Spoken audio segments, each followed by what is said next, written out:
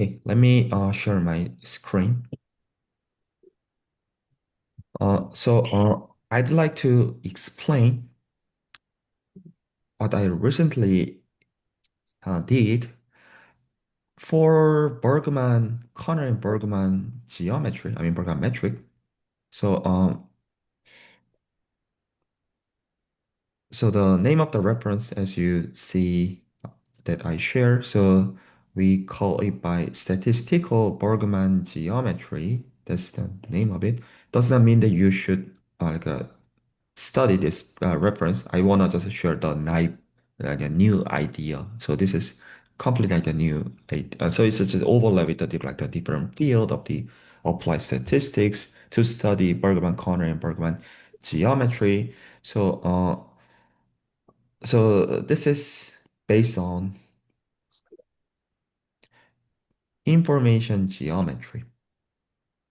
So I assume so maybe most of you actually might naively heard about it, but never seriously considered it before. So this is something like the completely new.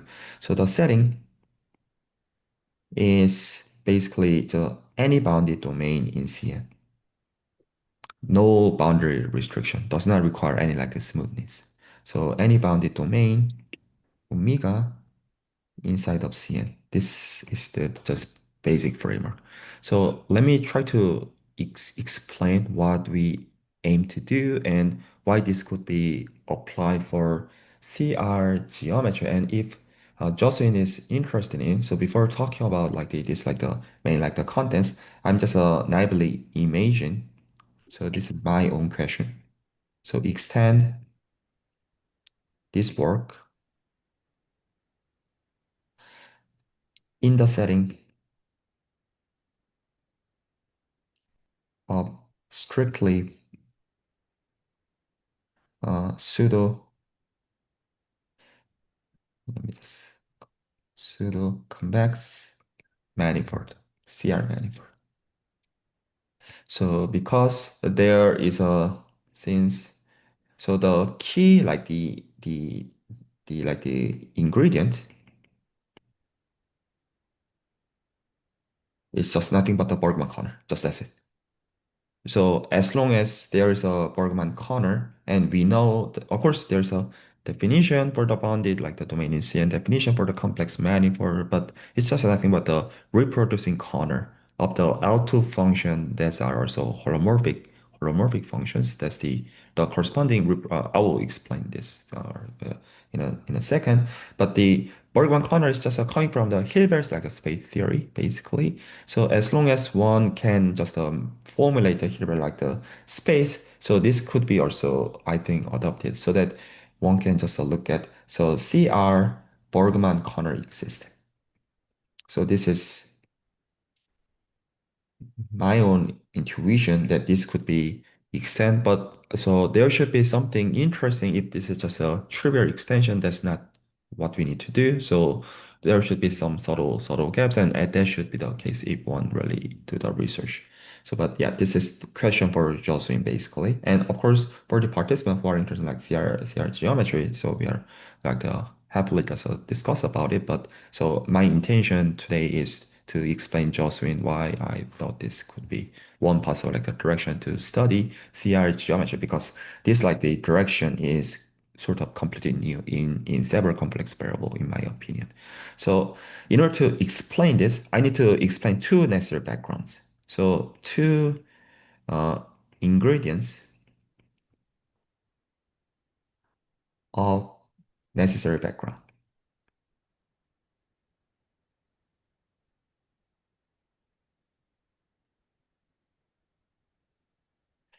So number one, so about the mm, let me start from here. So about the information geometry.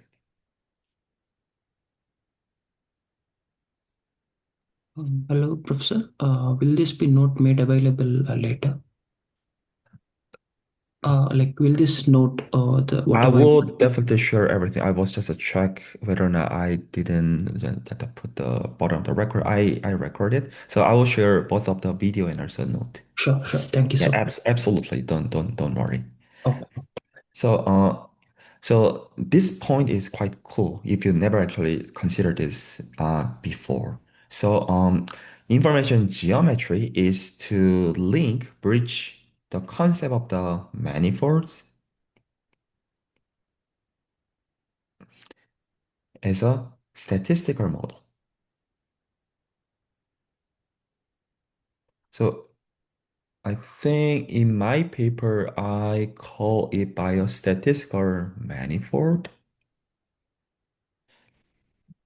But the common term in statistical physics, sorry, like the mathematical statistics is statistical model. Those are the same, even though the statistics, like the references didn't usually define the term mathematically rigorously, but this is what I want to explain. So let me explain with one example.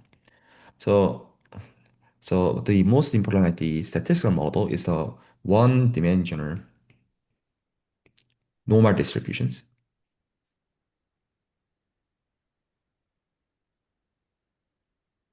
This guy.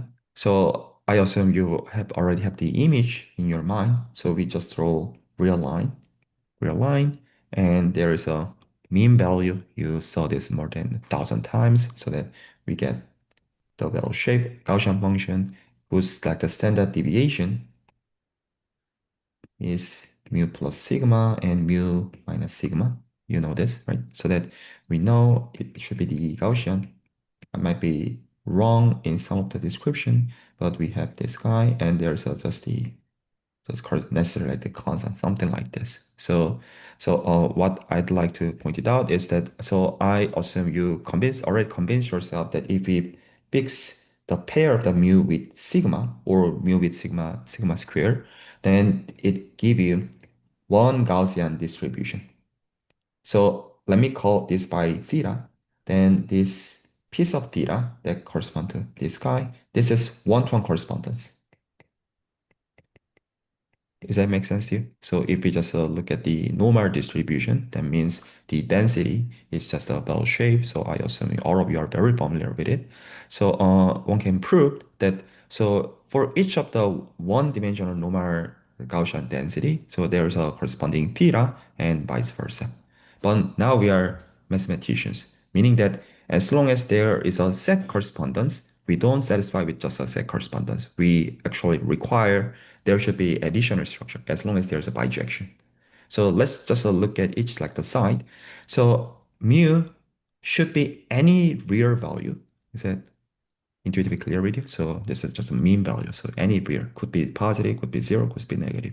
So for sigma, or so you can also use sigma square for the like the variance, doesn't matter. Standard deviation, variance, like you can use any of it. So this part is important. This is positive. So as I said, so statistics call such the element of theta so-called a parameter in statistics. So the collection of the parameter theta. So let's just now look at basic differential geometry. What is it? So the first axis is mu, second axis is sigma. What do you get? Poincare upper plane. Yes. So for the like the real geometry people, I use H2, but I will actually want to say H1. You know what I mean? We are complex, we are then complex. Yes. So let me simply just call it by H. So now let's relook at again. So as I said, the set of the parameters of the one-dimensional normal distribution correspond to the Poincare upper plane. We don't want to just treat it as just a set. This is a very nice manifold in a way that so this H admits the Riemannian, actually Kähler, and actually Bergman. So in fact, this is Bergman, truth be told, and also Kobayashi and also Carthy-Odori. So from the presentation of very last time, but let me simply just call it by Riemannian metric because this is differential geometry perspective. Riemannian metric whose Gaussian curvature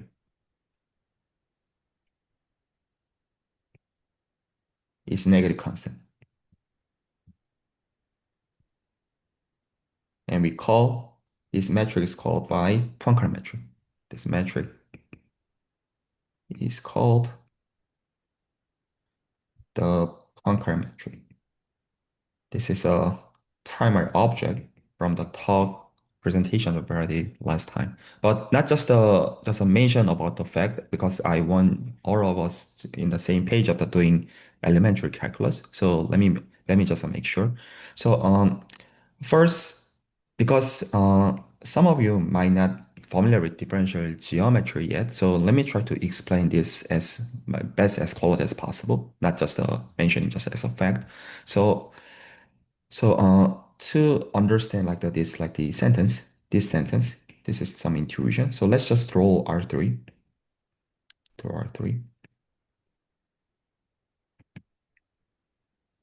And the most like the intuitive like the surface is just nothing but a graph coming from z equal f of xy.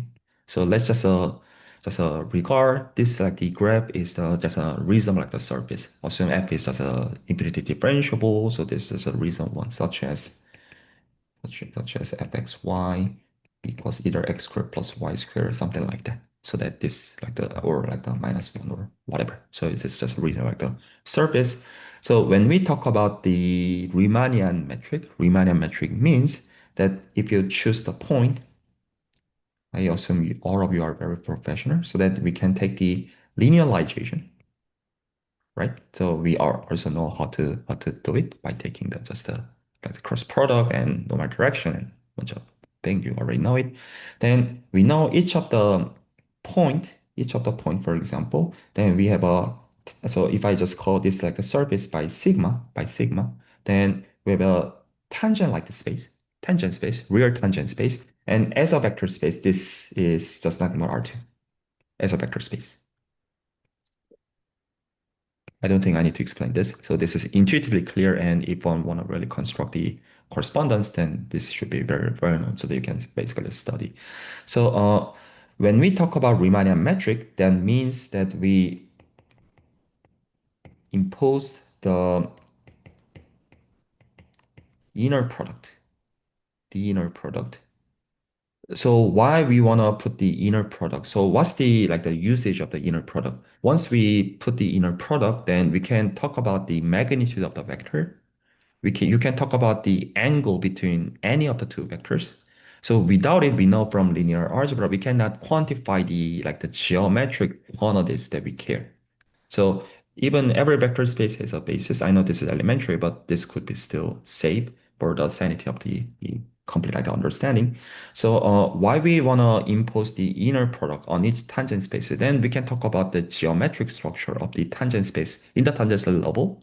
Then from the calculus point of view, so just I want to draw one picture. So from the graph, just an elementary one. So if you think about this guy, as you know pretty well.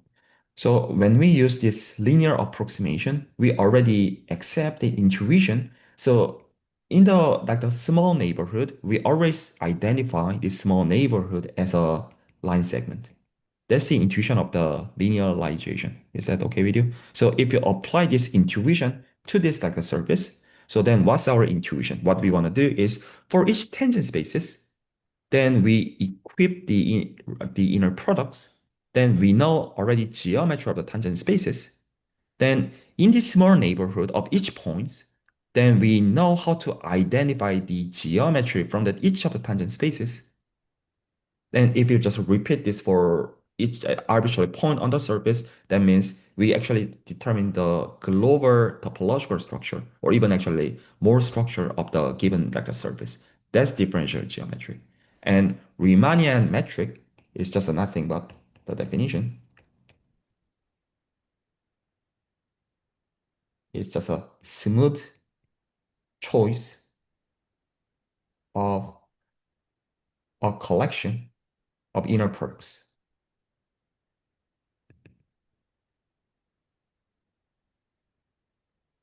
on all TP sub sigma. So that we just put each of the inner products but we just make it to be very smoothly locally. Then this give us the way to determine the global geometry of the given surface. So I know that's kind of the elementary, but I think this is also stable to mention. Is that okay with you? So then if I just go back to the Poincare metric, for H, so this consists of, like they say, x comma y. So let me just change the notation just for a moment to just make it to be sort of standard notation. Then the Poincare metric, let me call it by still theta, is basically defined as a 1 over y squared times the identity. This is the like the form of the inner products, so that you should assume that. So we have a upper plane, and each point we make the linearization to make the tangent space, and that tangent space depending on this theta, so that we put the inner products. That's the meaning of this, like the expression. There's this concrete expression of the Poincare metric. Then usually this is simply just written in differential geometry EFFG. Now you know the concrete form of each of the functions. Then the Gaussian curvature, if you really want to compute, then this is the way to compute. And this corresponds Yes. to the Lich curvature as a Kähler manifold as well. So now from here you can compute the determinant of this G sub P, G sub Poincare metric. So this is clear that E G minus F squared. In this case, G is just a zero. So it's just easy, very easy to compute. Then what you need to do is just put square root, square root of the determinant of G sub P, G sub P, and just put the log. Log makes sense because, yeah, Justin, go ahead. Yeah, Joshi, you are muted. So yeah, what is EFFG? So that means, so Is this it a guy is 1 tangent over vector? y squared, 0, 0, 1 over y squared. And I just called this E. So this is just a general like the framework. So E in this the example, y squared, F is 0, G is also Okay, okay. So just a I 0. thought it as like some tangent vector or so. Yeah. It's just a standard notation from differential geometry. So if you just compare with the standard references, you will see the same Okay, sure. notation. I try to And adopt the yeah, notation that later on you can see. So we know since this is an inner product, so it is already symmetric positive definite, so that the determinant should be always positive, independent to the choice of the theta, so that square root makes sense because inside always positive, and it is also positive, so log also makes sense. It's just a real log, not a complex log. Then you can just put Laplacian, but this Laplacian, let me also make sure, this Laplacian just means the gradient with the divergence. But this concept depends on the Riemannian metric, by the way. So this is not the Euclidean Laplacian. And divided by 1 over square roots of determinant G sub P. So this is the like the important like the expression in several complex variable, in a sense that the Kobayashi metric and the Cartesian metric still, even though those are Finsler metrics, as Bradley pointed out last time, still we can talk about the concept of holomorphic sectional curvature, because holomorphic sectional curvature require only one direction. This is the way to define the holomorphic sectional curvature for the Finsler metrics as well. So it has also application. It is well known that Kobayashi metric, the holomorphic sectional curvature is less than or equal to 4. Cartesian metric is greater or equal to 4, that kind of thing. And if they are the same, then holomorphic sectional curvature should be constant. So that's also important like the fact. So some of the articles, right? So there are many like a story regarding this Gaussian curvature, but at least now you can see how to compute the Gaussian curvature for the Poincare metric. Is that okay with you? Poincare metric. So that if I now just go back to here, let's just say, so for the upper plane, now you have the Poincare metric as a Riemannian metric. Then I gave you the formula of the Gaussian curvature, then you can really check if you have a motivation. Then I think this is all quite standard. You can use ChatGPT to really just check the computation. Then you get it becomes positive, negative like constant. It depends on the context. For the complex people, complex, several complex like people, we want to make the Gaussian curvature equal to -1 because so the numerator is just 1. In that case, Gaussian curvature is -1. So Riemannian people just put the numerator to be 4. In that case, the Gaussian curvature is negative. Sorry, I do not really like to memorize concretely, but either -1 or -4, depending on the numerator, either 1 or 4. So that's way to just yeah, see the convention. So is that okay up to here? So let me just now go back. So why all of a sudden I mentioned about this normal distribution and I just reviewed the important fundamental the differential geometry. So if you just imagine now we already know there's a one-to-one correspondence between the Poincare upper plane and the collection of the one-dimensional normal distribution. We know, geometrically speaking, Poincare upper plane is nice like the space that has a Gaussian curvature equal negative constant. What should we expect? Can you expect that it should be the same for the normal distribution collection? We want to actually say that this is not just the, let me just make it to be very clear, claim. So geometrically, upper plane and the collection of one-dimensional normal distribution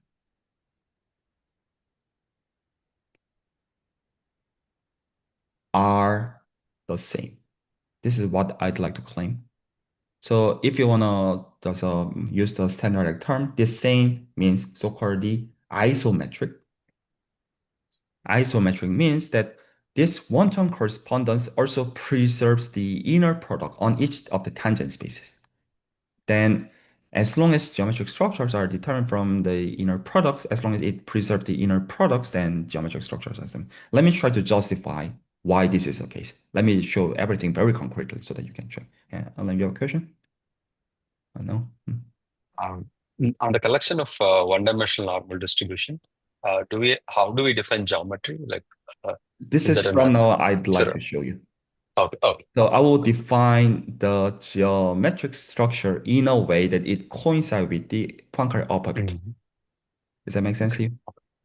Yeah. And this is the exact like a framework that I use in my paper so that you can now see what I try to do. So now let's just start from here, theta. So choose any theta. This is any. So consists of mu with sigma. You can use mu with sigma square if you want, but it's just a matter of the change the just a coordinate. So it's just a one-to correspondence. So this one that will give us piece of theta, right? So just just a these types of the expressions to sigma square. The concrete description could be a little bit long or wrong. I might not remember exactly like the form, but this is sort of the expression of the normal distribution density. Is that okay with you up to here? So you can now see this is now positive. This is now positive so that you can put natural log. This is well defined because piece of theta is positive. I'm just saying very elementary, right? So, the positive function, so you can put the log. That's it. Then, so let me just call mu with theta as a 1, sigma as a theta of 2. Then what we can do is you can take the partial derivatives. Is it okay with you? You can do it. And if you just think about the concrete like the procedure, because this was an exponential function by taking the natural log, it's just a quadratic. It's just a very easy function, just quadratic, and you just take the derivative accordingly. That's it. It's easy. Then I'd like to just look at the L2, just a L2. So I assume all of us are very familiar with the basic majority theory. So that what I want to do is I'd like to make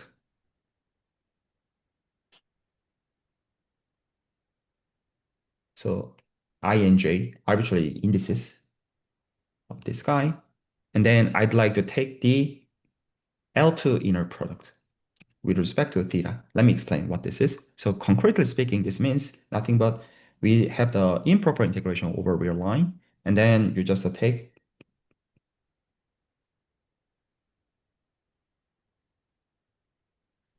Is that an expectation? Yep, it's just indeed expectation with respect to p sub theta. So just means, so this is now our integrand, and we just put p sub theta x and put just a Lebesgue measure. So this is indeed the expectation with respect to theta, because we choose theta and then we construct everything so far, so that expectation should be taken with respect to this like the theta. Then so this makes sense.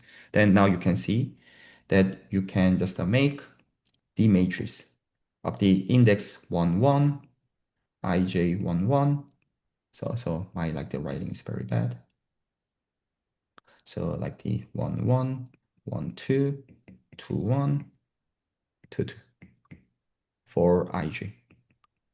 Right? ij runs either 1 or 2, so that you can create 2 by 2 matrix. Is that okay with you? 2 by 2 matrix. So now let me just now go back to here. You know the geometry of the Poincare upper plane because we know the Poincare metric in the concrete like the coordinate of R2. This like the matrix is the concrete form. Now you have already 2 by 2 matrix, 2 by 2 matrix, right? And then once you have this like the 2 by 2 matrix consists of EFG, then this is the concrete form of the Gaussian curvature. Yeah, now I will not check this for you, but can you guess what exactly this should be? This becomes Poincare metric if you compute. So verify. But this is actually a little bit tricky, but what I am saying is mathematically correct. So this indeed coincide with the Poincare metric. So we are done. So you can now say it's the same as the geometry of the upper plane. So there are the standard terms. There are the standard terms regarding this, like the objects. So if we know mathematically this is just a probability density, but in the statistical context, they prefer to call it by the so-called the likelihood function in their own context. Likelihood function. This guy is called the log likelihood function.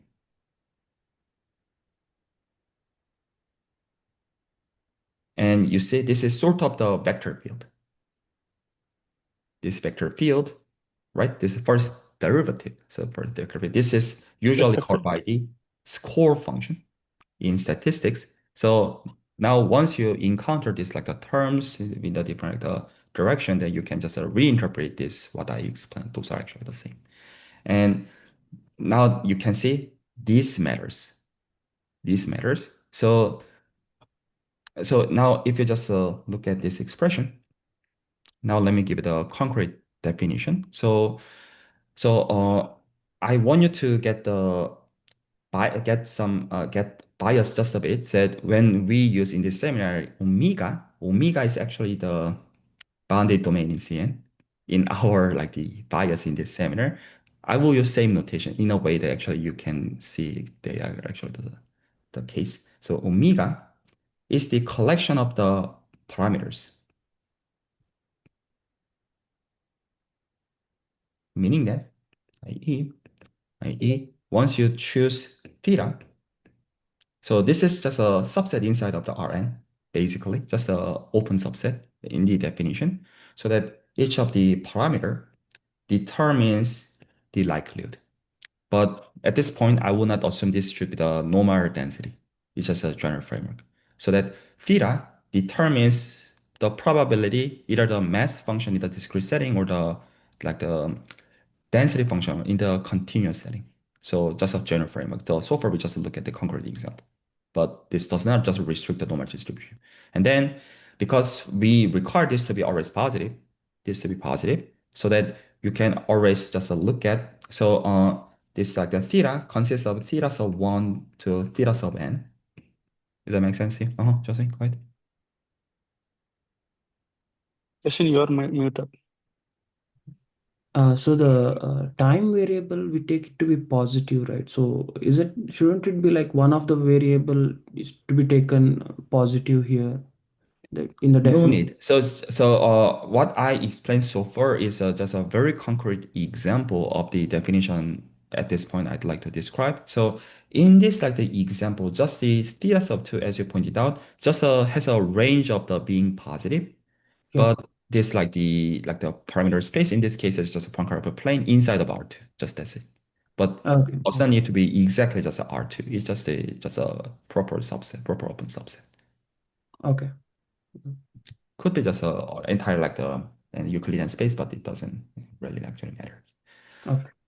All Thank you. right. So now this you have this framework. Then you now know we can take the partial derivatives on the log likelihood function. Does that make sense to you? So because you can take still the natural log, you can still take the partial derivative with respect to each of the indices. This makes sense. And then you can play the same game with respect to the another index like the j. And then we Yeah, I have a doubt. Here, how do we define p theta? So if you Where look theta at this is guy, so that's why I want to mention about the concrete example. So if you just think of this like so this as a concrete example to click. So piece of theta, of course, this is so once theta is fixed, then this is a function of x. Now we just change the perspective, just fix the arbitrary x and then regard it as a function of theta. Then we can take the yes. partial derivatives, right? We are saying that. So Okay. that each theta determines the function piece of theta. Then just fix the arbitrary input x there. So that regard this as a function of theta. Function of theta. Then we can take the partial derivative with respect to theta because this is a function of theta. That's the perspective of likelihood function. It's okay as a function of the parameter. So yeah, I assume So, up to here. Yeah, go so, ahead. so P should vary smoothly with respect to theta. That's So a now we just assume this is a sort of uh, the just a local like the one-to-one correspondence, just a smooth mm, correspondence. So those assumptions should be made, but statistics like the textbook do not really say everything rigorously, so that oh, you should kind of try to understand everything in a mathematical way. At least hopefully in my paper you can see there's no such a like the mathematical gap, hopefully. So oh, but it's kind of very like the torture if you write mathematical paper. So they claimed it with this example, but what's the concrete, the real like the precise like the description. So most of the oh. time, it could be a little bit like the torture. But yeah, you know what I mean. So P- all right. So this makes sense for all of us. So that now we can take the expectation with respect to theta. With respect to theta, really mean that so we take the expectation with respect to piece of theta. Is that okay with you? But this like a piece of theta does not need to be the Gaussian any longer. The Gaussian is just one of the such a like a example. So that we just will call this as a G uh, superscript f, because this f has a name of it, so this is named ij, depending on theta, so that we define this guy for each of the indices I and j, so that you have this guy for each ij. So we define this guy as a matrix runs from 1 to n, basically. This is called the Fisher information metric.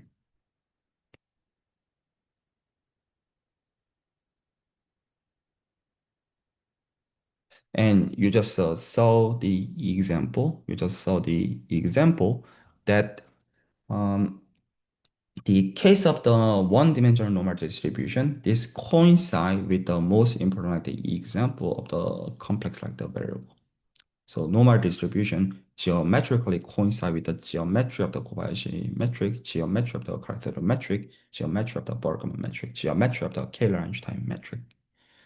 So yeah, this is the field of the information geometry in a way that now we can naturally impose the differential geometric structure on statistical models. Statistical models is the collection of the piece of data basically, and we want to regard it as a reasonable like the space, including smooth manifold. Then you can study it by just looking at this Fisher information metric, and there are some important applications in this like the field. So that kind of thing we can claim.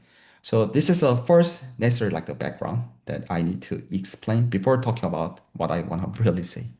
So any questions so far?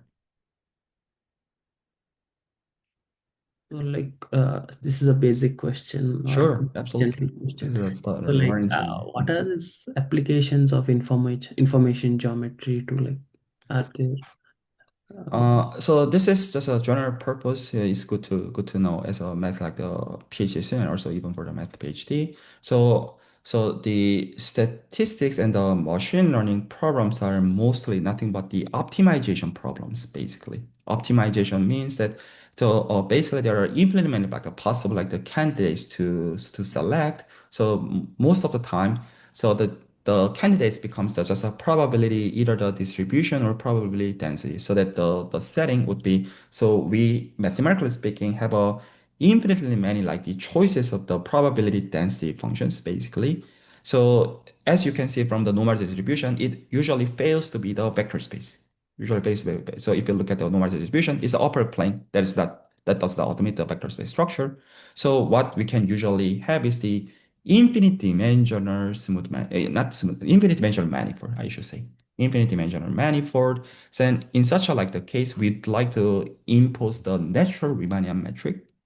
Then the optimization problems can be reinterpreted as a, like the dynamics of the given like the manifold, basically. So one of the well-known like the so let me just post one with like the article to see for the complete like beginners in information geometry. So this was also what I look at very carefully when I first like to learn this subject. So you can simply just look at this like the article. For example, this is just a introductory like the article regarding the elementary introduction to information geometry. You can just look at it. And one important application is the expectation maximization algorithm. And there are many important like the algorithms at this point because the machine learnings are now everywhere. And so this like the perspective is one like the benefit from the math PhD to just look at mathematical perspective, in my opinion. So that was also my motivation to look at it in the several complex like the variable context. But yeah, anyhow, let me just go further. So second, now let me just explain my work. Yeah, I have a Yep, question. please. Mhm. So, what about the Fisher information metric on ball polydisk? Does it coincide with the, Riemannian metric on the ball? I'll explain this with my work. You can immediately see how they are connected. I So see. so now let's just look at, Uh, yeah, Alan, go ahead. I'll add one more thing. Mhm. So, from what I get, like we start with some parameter space and arbitrary association to the some probability distribution, family of probability distribution. So, from the probability distribution, we get this Fisher information metric on the parameter space that we started. And I guess your idea will be if you start with a specific complex manifold with specific Bergman metric, can we find a family of Exactly. That's what probability I want to distribution? explain. Exactly. Yeah, yeah, yeah. Yeah, exactly. Yeah. So this is what I now try to explain. So I'd like to say any bounded domain. So let me be clear. So this can be extended to arbitrarily complex manifold. However, we didn't do that because it's just essentially the same. So if one just adopt the same like a variable, because for example, for the several complex like a variable, we first learn Bergman-Corner on bounded domain. And then when we extend to the complex manifold, it's just extended just a natural way. And what we did here also works in the exact same way. There's no like a different issue, so we just claim in the class of the any bounded domain, but actually this works for any complex manifold. It just need some exercise work, but it's not like a research like the novelty yet at least. So we had no like the motivation for doing that, but it's actually possible. So now what do we know? We know the Bergman corner. Let me just explain this just a bit because so at least few might not familiar with the Bergman corner yet. So we have the reasonable like the corner that maps to C from omega cross omega. But let me just explain this full detail so that you can kind of get the idea. So this is we call the Bergman corner. The Bergman corner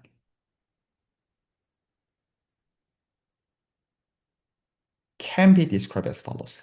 So there are several ways without using this framework, but I think this is most intuitive. And of course, you can study just by looking at very like the good literature. So this is very well known, so that you can just study. Just a look at L2 space with respect to the Lebesgue measure, because this is a bounded domain. So Lebesgue measure is definitely well defined. So just as just R2n. So you have this omega. So let me write like this. But now we want to look at, so and this context, so let me just use a different color so that Jocelyn can just think about so how to extend this in the CR like context. So the Lebesgue measure, yeah, it's okay. So you can use it. Doesn't mean that Lebesgue measure should be used, but I'm just saying you can mimic the same intuition. So we just want to look at the holomorphic functions because we want to look at the complex like context. That's it. So we know L2 like the space with respect to the Lebesgue measure is a separable Hilbert space. So let's just take that as a just grant. It's just a very known fact. Separate Hilbert space. And even we take the intersection with the holomorphic function, this becomes the close like a subspace of the given separate Hilbert space. So this is still separable Hilbert space. Is that okay with you? So let me just take this to be just a correct like the fact. Hilbert space. Then we know, so there is the orthonormal basis. Does not mean to be unique, but this is always like a guarantee. So that let me just call it by, like they say from 1 to infinity, that is just a orthonormal basis. This is okay. Then we can define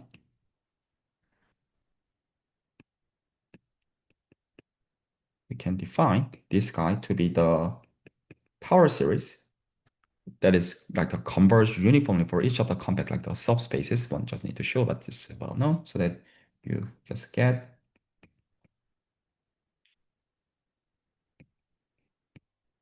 this guy.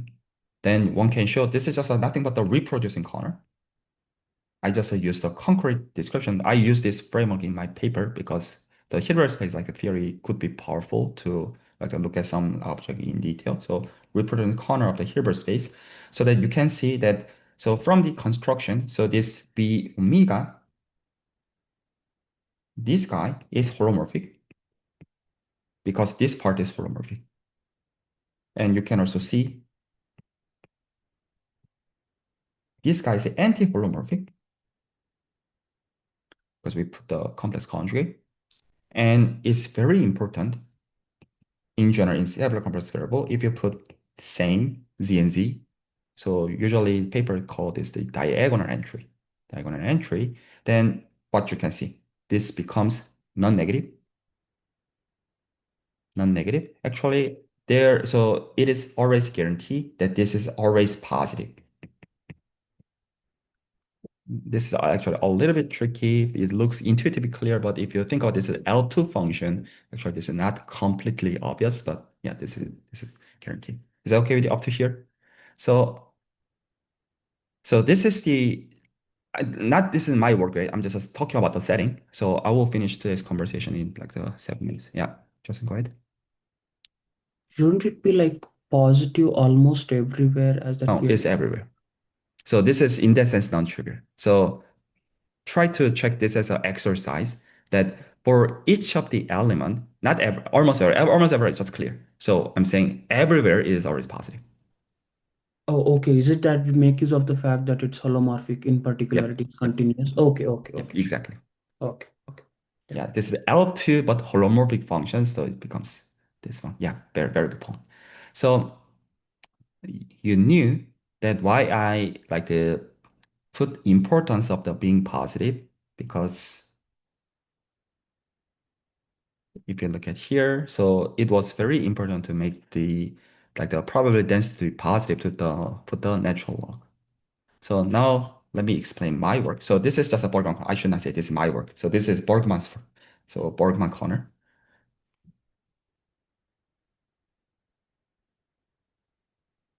Corner and also Bergman metric. So again, this is just a standard, but yeah, this is very important. So if you study complex like a thing, one must know this. So this is very, very obvious. So the Bergman metric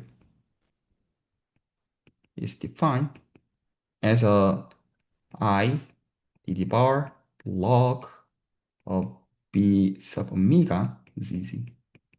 This is the definition. So in other words, it is just written as a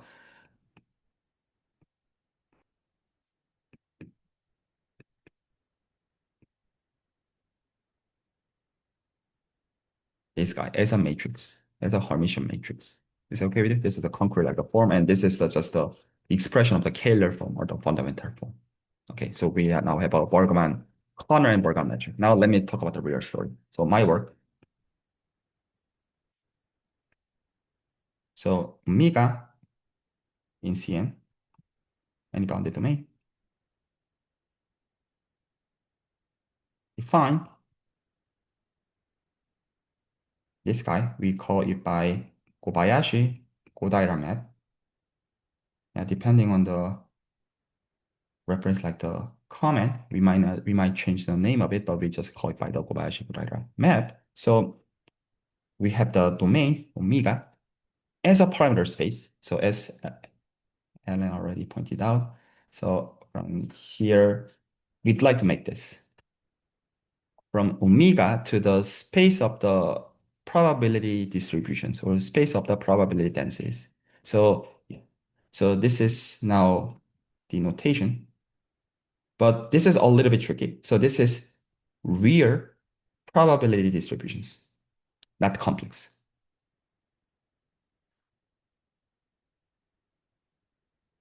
On omega, not the complex number, complex like the number distributions. Then what do we want to do is for each point, so we need to define the probability distribution. So this is the concrete like the way to do it. So in denominator, we put, because we already know there's a Bergman corner, so that I will put this guy in denominator. In numerator, we will just put this guy and then make the Lebesgue measure with this first law.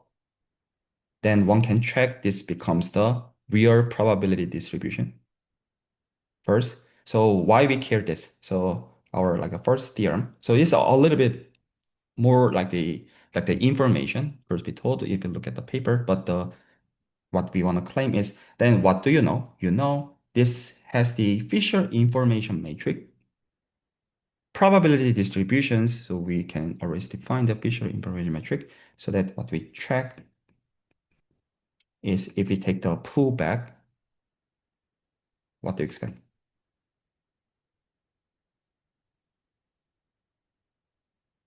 So the Fisher information metric is same as a Bergman metric.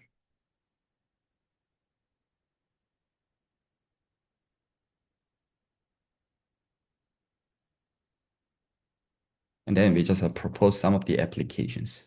So that's that like about that paper. So what I am thinking for the possible like the potential study and the project. So yeah, hopefully this looks a little bit interesting. So and I can explain more like the directional reason why we actually did it, consider to like that did it. So what I thought for Jocelyn is to just replace. So you can consider it. If you are serious, then I can also give them more like the guidance to study like this direction. But just replace the Bergman corner with the object in the strictly pseudo-convex manifold, then one can replace this part, but and then try to see what really happens via this like the theorem, because the theorem is now known from our like the paper, so that one can try to extend to the, just a natural like the CR like the context.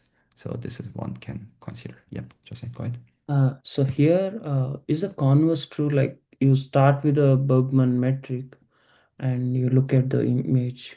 So do you get a You can say so, yeah, basically. So we just you can just say immerse, or actually it becomes embedding most of the time. So embedding this Bergman metric, then this coincide with the embedded version of the Fisher information metric. I'm just saying, not the estimate. It's just exactly equal to each other. nice? Yep. Yeah. Any other questions or comments? Yep. I'll go ahead. So the map on left hand side we have the domain, a manifold omega. On the right hand side we have probability distribution on the same manifold. In the case of R, we have had a different. It's like normal distribution on R, but on the left Exactly, hand side that's different. Yeah. So as you pointed out, we was also like thought about that really like seriously. So it doesn't really need to be omega and p of omega. Those two sets should be exactly coincide, but we just describe the version in this way in a sense that because we already have just this omega, so we just thought this is just natural. But as a normal distribution case, actually it does not need to exactly just the same. That's correct. But you can see the intention that what we wanted to get is the Bergman coincide with the official information metric. That was our intention.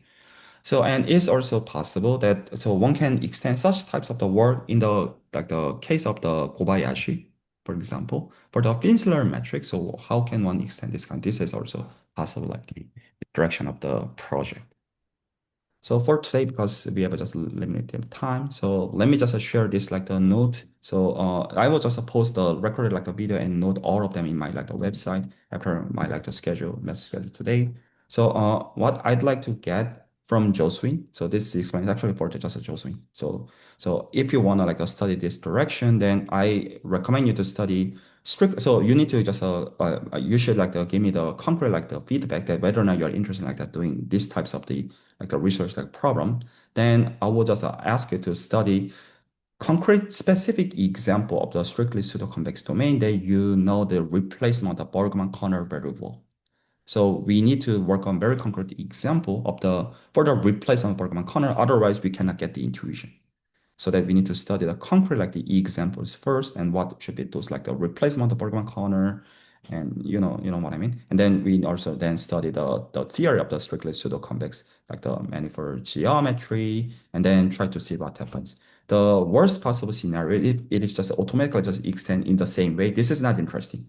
So that there should be some necessary like the obstruction. So that equivalently say it can be said in the following way. What is the natural replacement of the Bergman metric in the strictly pseudo-convex manifold? So Bergman metric and Bergman corner is like the very powerful like the objects to study complex geometry, and CR geometry is slightly different. It's just a different field. Even though there's a close like the overlap, then what should be the natural like the replacement. And this is one way to see how to replace from here to here because we know one like the way to look at in terms of visual information metric. That's one thing. But yeah, I do not have a very like a concrete idea what to exactly do, but I just ask you to study. So in a way that you can at least compare so that it could be beneficial. Yeah. Yeah, I'll be interested to learn those things. Yeah. So, Sounds good. usually, what one studies with the CR geometry is the real hypersurfaces in CN. So, if you have a domain in CN, maybe it could be a pseudo-convex domain. If you look at its boundary, then it's a CR manifold. Like in particular, the real hypersurfaces are CR manifolds.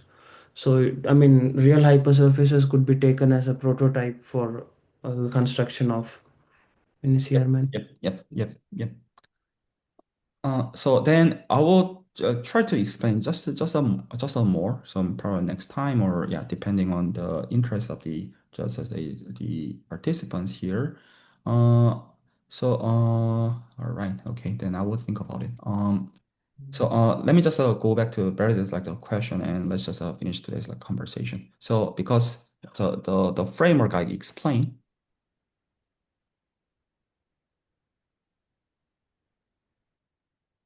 Because this works for any bounded domain.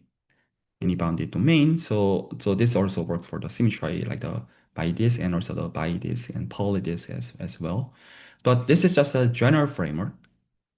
So with the concrete information of the Bergman corner, one might not like dig more information through this like the new framework. So let me just explain just one last like the word. So compare to the work of Kobayashi. So this is the very important like the classical reference. I don't what's the name of that? Let me just search it. Geometry of bounded domain, the kind of reference if I remember. Geometry of bounded domains. Yeah. So the name is 1959, geometry of bounded domains. So this is also very important work in several complex variables, in my opinion. So yeah, this is classical work. So what Kobayashi did was he just looked at the embedding. Let me use this notation to distinguish from my notation. So that what he did is he looked at CP infinity. He looked at CP infinity. So this omega is still any bounded domain in C. Any bound, so the condition is just the same. Any bounded domain in Cn. So what he look at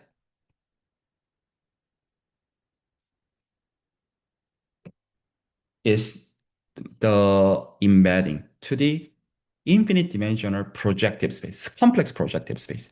And then whereas what we embed is to the space of the real probability distribution defined on omega is different. And there's actually a reason. So if any of you are interested, I can definitely explain why we consider to change it.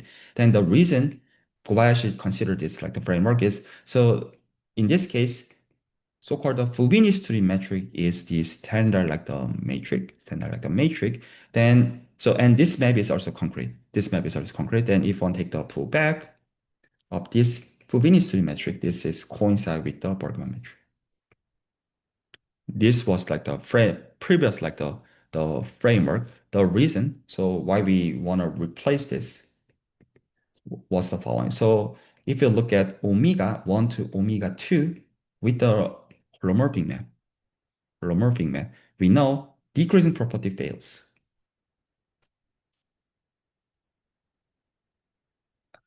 Monotonicity fails for G sub B in general.